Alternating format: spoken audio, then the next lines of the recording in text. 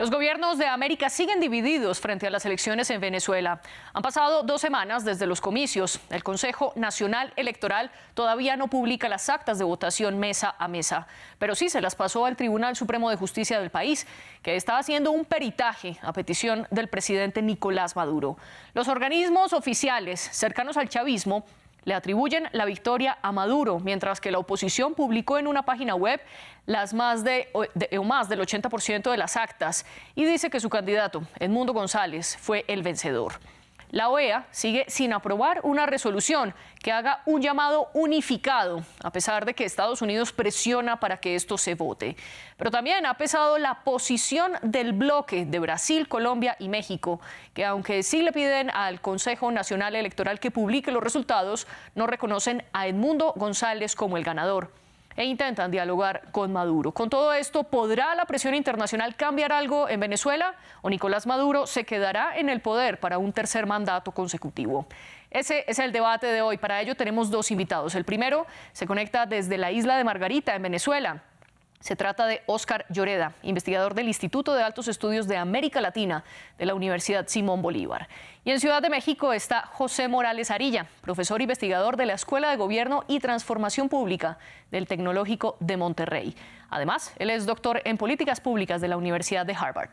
Bienvenidos a los dos, a ustedes y a nuestra audiencia. Los invito a que nos sigan en las redes sociales, donde estamos como @France24-ES. Y mi cuenta personal es @MariaClaguirre. Este programa también está en Apple Podcasts, Spotify, Deezer y TuneIn. Óscar Lloreda, bienvenido al debate de France 24. Hay una o 3 posturas diferentes en América. Por un lado, quienes dicen que Edmundo González es el ganador de las presidenciales en Venezuela. Por otro lado, los países que reconocen a Nicolás Maduro como el presidente ganador y electo. Y finalmente, un tercer bloque que no reconoce a ninguno de los dos, pero que pide transparencia. ¿Usted cree que estas posturas le ayudan o no a Venezuela? Bueno, muchísimas gracias por la invitación. En primer lugar, sobre lo que planteas, fíjate, en principio, como venezolano, uno pensaría que los problemas de Venezuela deben resolverse desde la institucionalidad del país. Por supuesto, se comprende que hoy están en duda algunas de esas instituciones del país y uno logra entender la preocupación de otros países, ¿no? Ahora, cuando uno observa la cronología de las apariciones públicas de otros países, en especial países de Sudamérica, uno puede observar que aparecieron jugando, como se diría en el fútbol, adelantado, ¿no?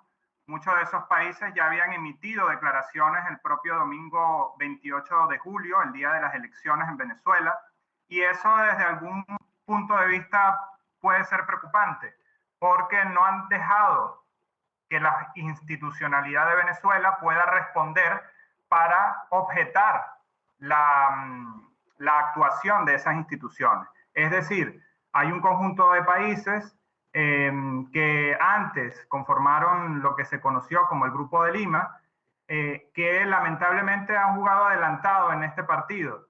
Tenemos un grupo de países que han jugado un poco más prudentes, que es el caso, tú bien los has mencionado, de México, Colombia y Brasil, que han intentado mediar, ¿no? Sin comprometerse con una opinión definitiva con respecto a los resultados. Si esta intermediación, o mejor dicho, ¿cuál intermediación de estas dos pudiera dar resultados? Por supuesto que uno piensa que aquella intermediación que no favorece a ninguna de las partes, sino que espera el resultado de la institucionalidad y que está abierta a escuchar a los diferentes sectores de la vida política de Venezuela. Que por cierto, también hay que decirlo, esta polarización política que se proyecta no solamente a lo interno del país, sino a lo externo del país, es de algún punto de vista no tan verdadera, porque en Venezuela hay una diversidad política mucho más grande de lo que es el chavismo y la oposición tradicional, que es lo que se conoce internacionalmente. Entonces, hay que incluir al país, darle legitimidad a los actores políticos, darle legitimidad a la institucionalidad para poder dar respuesta a la situación que tenemos actualmente. Si no se Sí. fortalece la institucionalidad, disculpa para completar la respuesta, si no se fortalece la institucionalidad, ninguna solución va a ser definitiva, porque una de las dos partes siempre va a estar en contra de esa decisión. Usted plantea entonces como solución fortalecer la institucionalidad más allá de cualquier presión internacional. José Morales Arilla, bienvenido también usted al debate de France 24. ¿Coincide usted con esta postura de Oscar o cree que algunas de las diferentes posturas que hay en América Latina pueden ayudarle a Venezuela? Buenas tardes, muchas gracias por la invitación. No, sí, o sea, fortalecer la institucionalidad siempre bienvenido, ¿no? Pero la elección ya fue.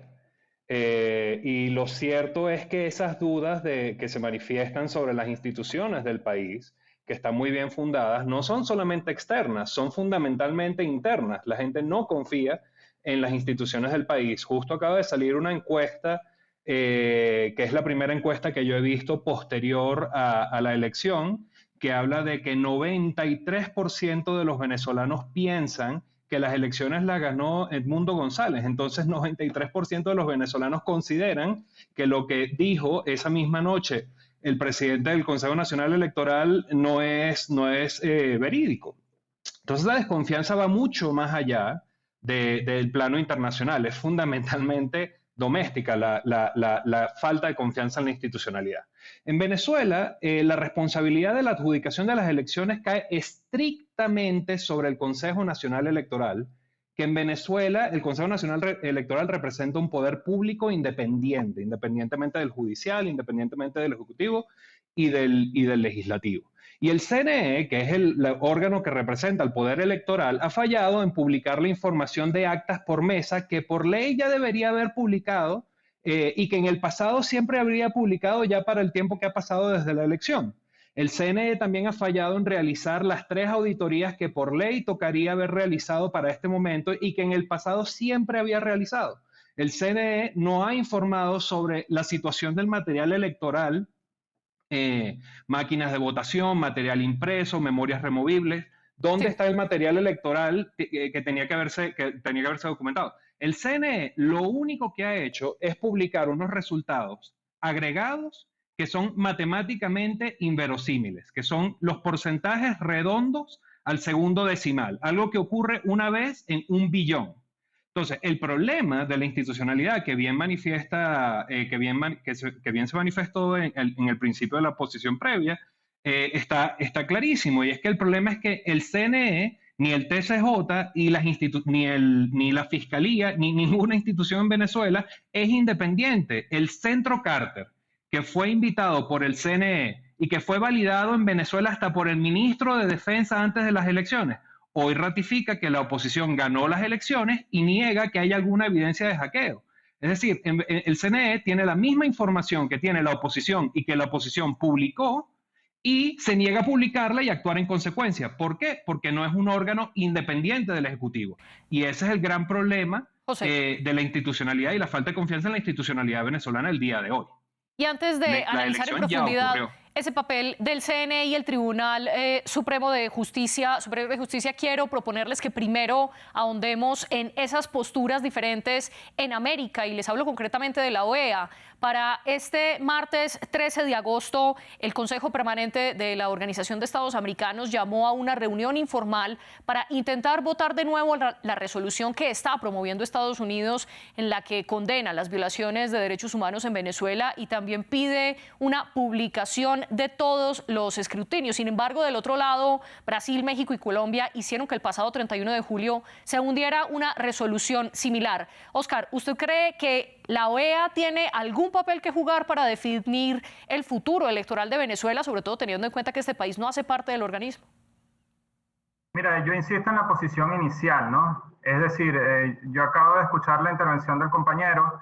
Efectivamente, ha habido una ausencia de cumplimiento de elementos que históricamente el Consejo Nacional Electoral ha cumplido en todas las elecciones, pero uno también tiene que ver un poco de historia, ¿no? Esta deslegitimidad que ocurre en la institucionalidad venezolana también tiene una historia, y es que la oposición venezolana no ha aceptado resultados en Venezuela prácticamente desde el año 2000, ¿no?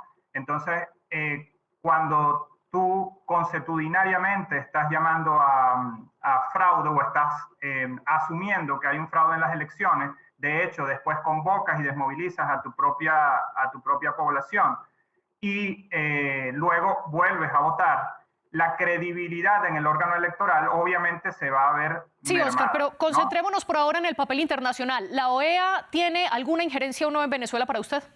La Organización de Estados Americanos es una organización que evidentemente ha jugado un rol fundamental en contra del gobierno venezolano. Lo ha dicho su secretario general desde hace varios años, prometió la caída, así como lo plantea él, del gobierno venezolano. Y por supuesto que no juega un rol parcial ni de interés para la comunidad venezolana, que no es empujar a la deslegitimidad de la institucionalidad, sino, reitero, al fortalecimiento de la institución. Y eso no se hace llamando fraude al mismo día, se hace precisamente enumerando las faltas que desde el punto de vista legal no se están cumpliendo para que se pueda hacer un archivo. Resulta que aquí se ha dicho que hay un fraude en Venezuela, pero no se ha acudido a ninguna institución legalmente para poder llevar las pruebas. Uno puede decir que no cree en la institución, pero uno debe seguir, y eso es lo que dice el derecho, digamos, lamentablemente para algunos y favorablemente para otros, que debe seguir los canales regulares para que una vez agotado esas instancias regulares, tú puedas acceder a otras posibilidades que ya estarían al margen de la comunidad política que está conformada en Venezuela. José, y quiero preguntarle, ¿para usted tiene alguna legitimidad la OEA y sobre todo teniendo en cuenta, uno, que Venezuela no hace parte de ello y como lo plantea Oscar, Colombia ha tomado esta misma postura diciendo que el organismo no ha sido neutral y que por ende no debería tomar decisiones sobre el país? ¿Qué dice usted al respecto? Sí, yo creo que la OEA como instancia, digamos, colegiada regional, tiene una importancia desde el punto de vista de cómo entiende la región lo que ocurre desde un punto de vista de procesos democráticos en distintos países de la región. Lo que no tiene es capacidad de hacer cumplir las resoluciones que establece. Y en ese contexto, a mí me parece que hace mucho sentido que en la ronda de votación previa, Brasil, México y Colombia hayan decidido abstenerse de tomar parte, porque son los países que por la configuración de sus gobiernos tienen canales de comunicación abiertos con Maduro, y ahorita la única posibilidad de una transición democrática pacífica en Venezuela pasa a través de una negociación mediada en parte por ellos, que pueda dar espacio a un cambio político en el país. La necesidad de una transición. Estos son países, México, Colombia y Brasil, que han hecho mucho énfasis en el principio de la autodeterminación de los pueblos para tratar de no meterse.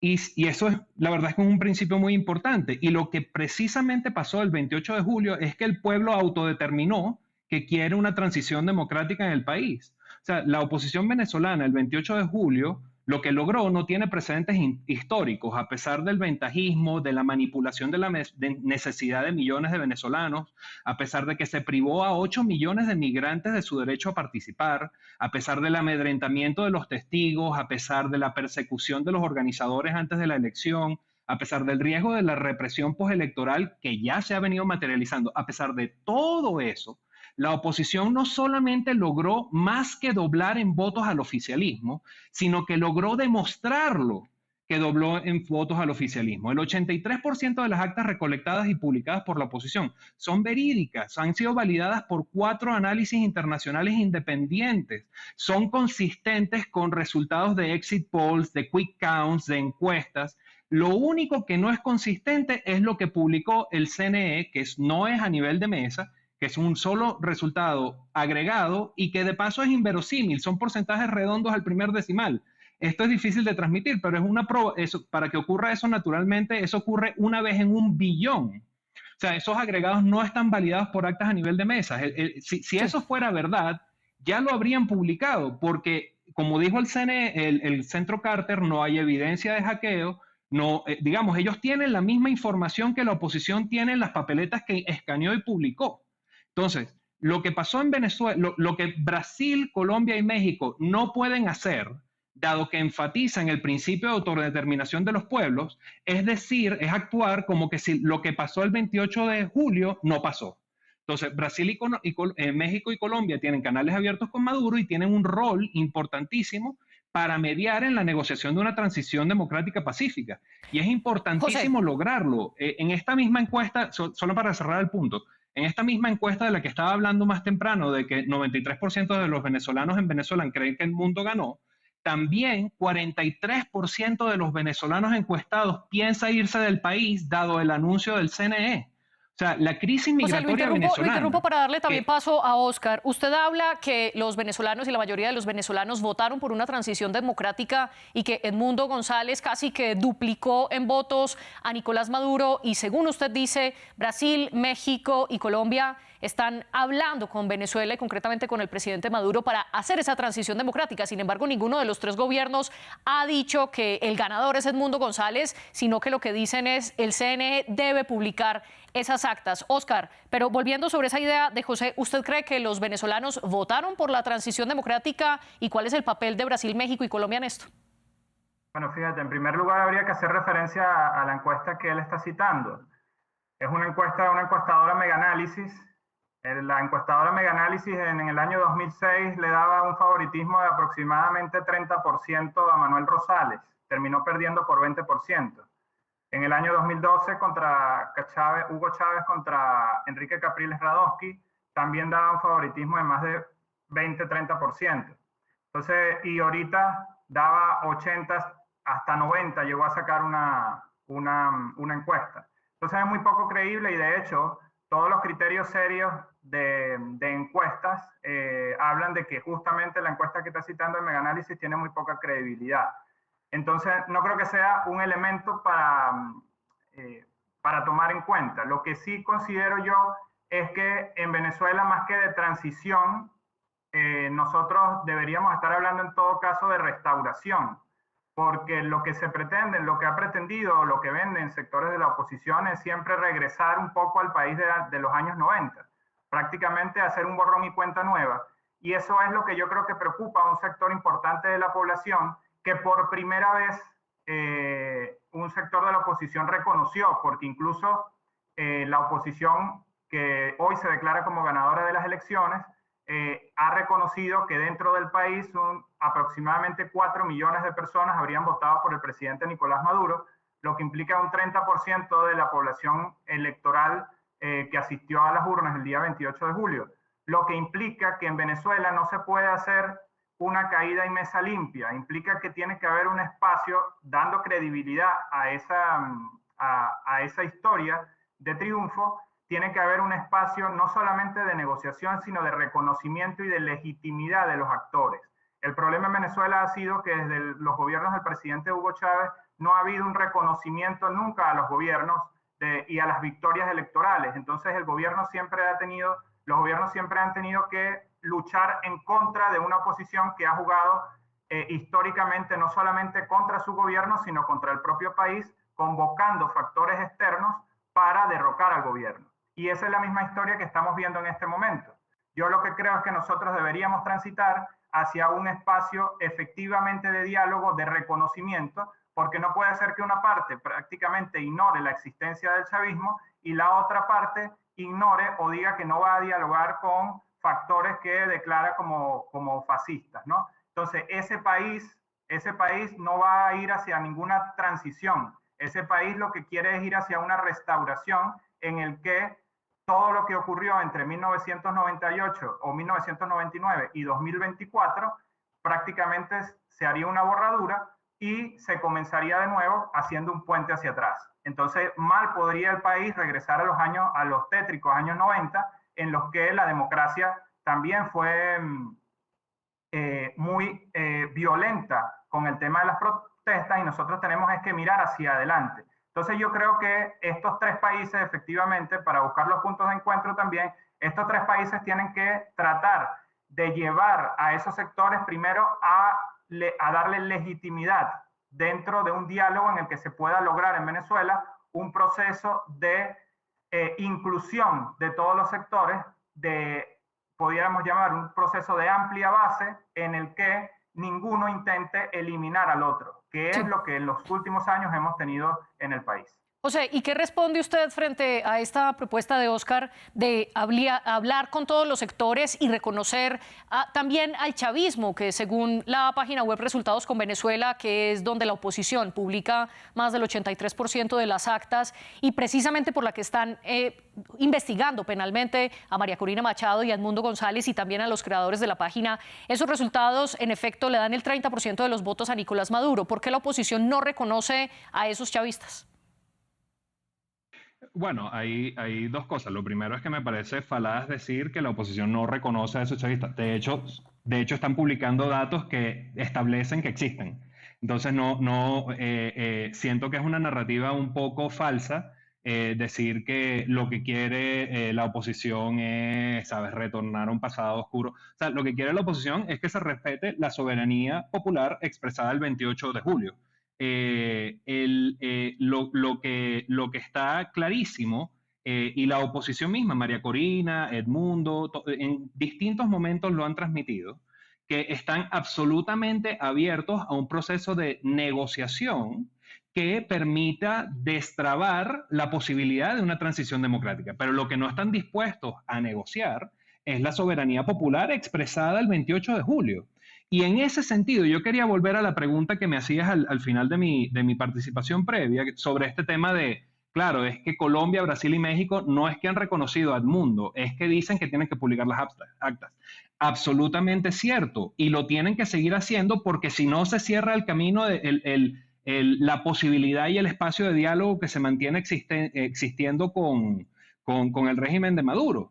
Y ese espacio de diálogo es importantísimo si queremos habilitar la posibilidad de una negociación que permita una transición democrática pacífica en Venezuela. Entonces, México, Colombia y Brasil tienen un rol importantísimo que asumir en esto. No solamente tienen un rol importantísimo, sino que las consecuencias de un fallo en lograr esa transición democrática las van a sufrir, les va a afectar directamente.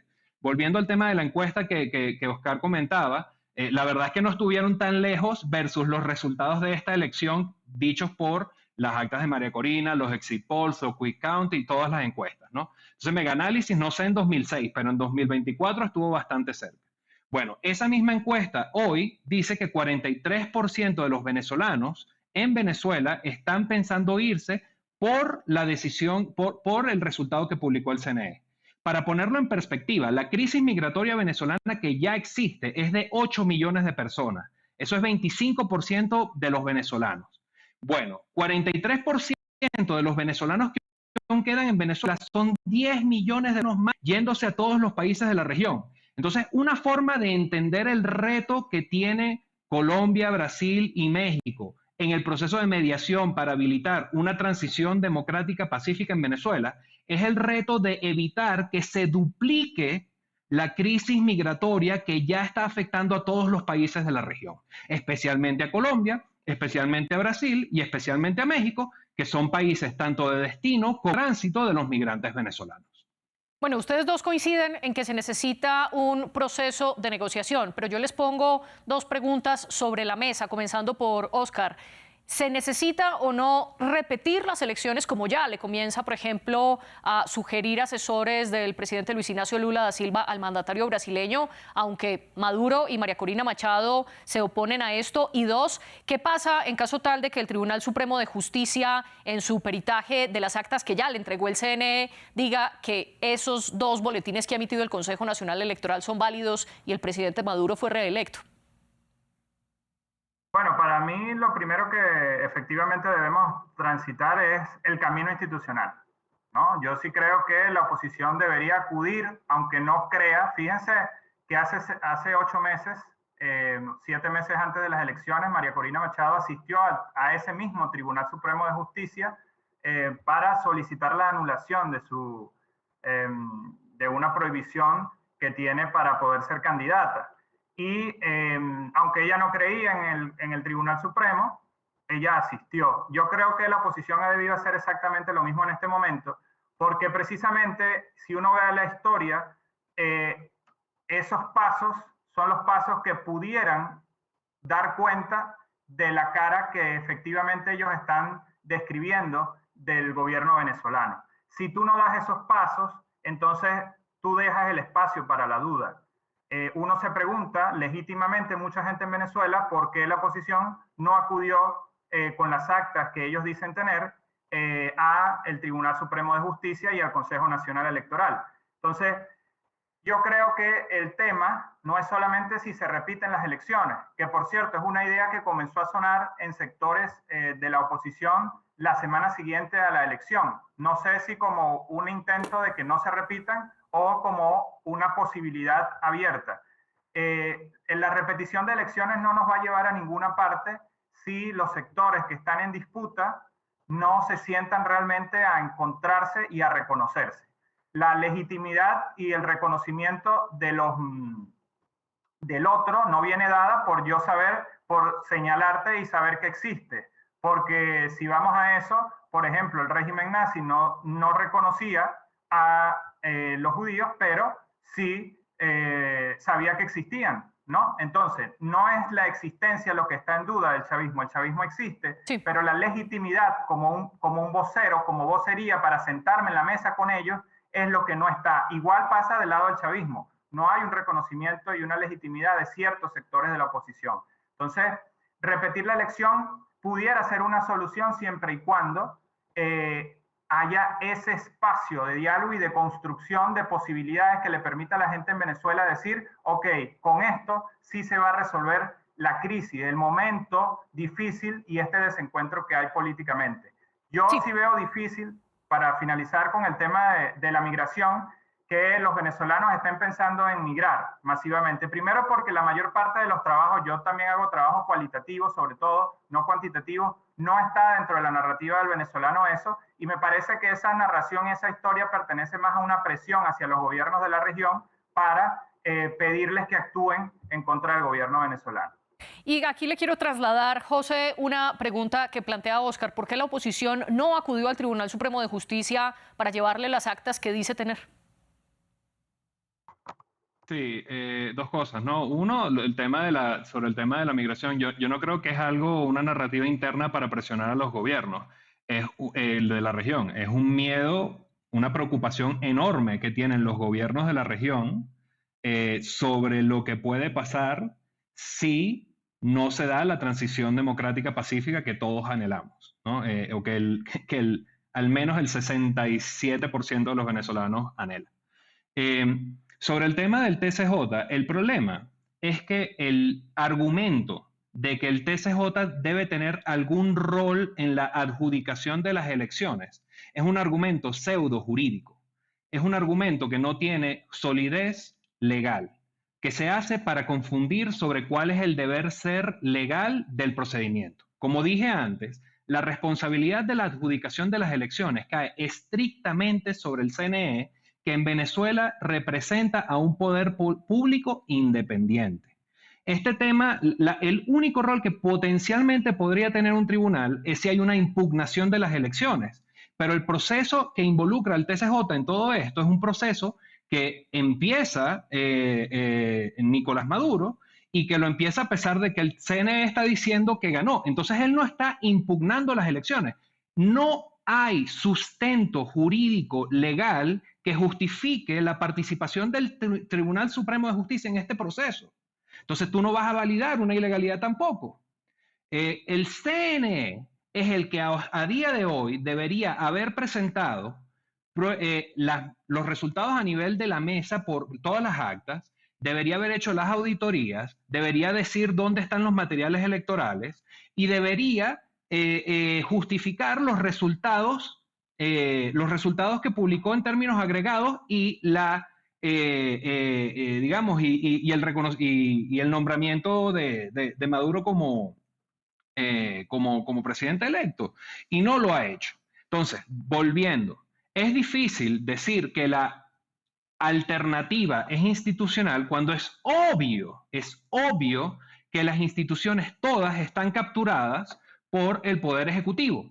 Y a pesar de que a pesar de todo todo el control que hay sobre las instituciones del Estado, la oposición a pesar de todo el ventajismo, de la represión, de la persecución, acudió al proceso electoral y ganó por más del doble de los votos del oficialismo.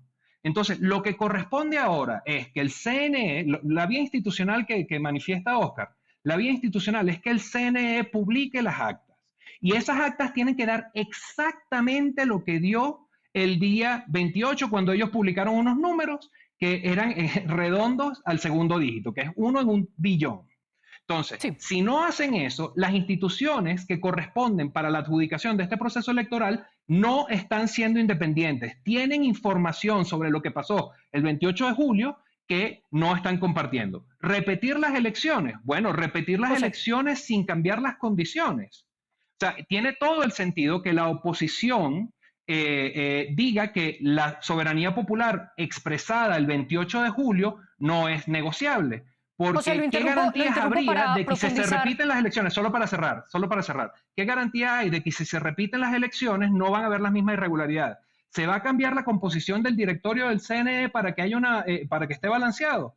¿Va a haber posibilidad del voto para los 8 millones de venezolanos que hoy están fuera del país? ¿Habrían garantías para la certificación internacional de los resultados? El chavismo no puso esas oportunidades, esas garantías en la mesa. Lo interrumpo para profundizar en ese punto que usted menciona, que es el CNE y no el Tribunal Supremo de Justicia el llamado a mostrar esas actas. Y de hecho, eso es lo mismo que han pedido países cercanos a Maduro como Colombia, México y Brasil. Oscar, ¿por qué entonces el proceso está en el tribunal y dependerá del tribunal auditar y hacer el peritaje de las elecciones y no del CNE, que es el órgano legalmente constituido para ello? Mira, yo creo que el Consejo Nacional Electoral tiene responsabilidades que establece la ley, que las tiene que cumplir. Hay plazos que todavía no se han terminado de cumplir precisamente, que todavía estamos dentro de esos plazos y, por supuesto, esperamos que la publicación de los resultados, como ha sido históricamente en todos los procesos electorales de Venezuela desde hace más de 20 años, han sido resultados por mesa.